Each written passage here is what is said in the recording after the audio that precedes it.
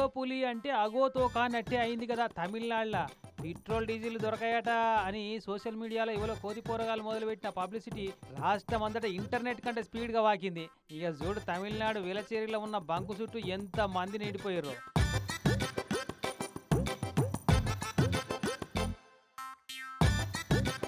ఇంకో బంకులకి అన్న water bubble నిండా ఎట్లా నింపుకోపోతుండో చూడు.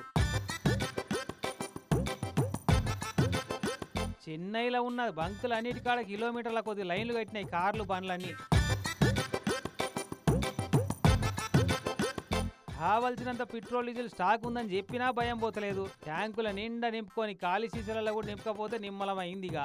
బండ్లలో ట్యాంకు ఫుల్ చేసుకుంటే ఏం కాదు కానీ ఇళ్ళల్లో పెట్రోల్ స్టాక్ పెట్టుకుంటే డేంజర్ అవుతుంది. మరి చూసుకోరి నయం మనతానిసుంటి పుకార్లు అయితే లేతలేవు. ఇంకా ఇప్పటికే సిఎన్జి గ్యాస్ కోసం వందల కొద్ది ఆటోలు క్యాబులు క్యూ లైన్లు కడుతున్నాయి బంకుల కాడ. ఇక పెట్రోల్ కోసం కూడా లైన్లు కడితే ఆగమాగమే ఉంటది కావచ్చు.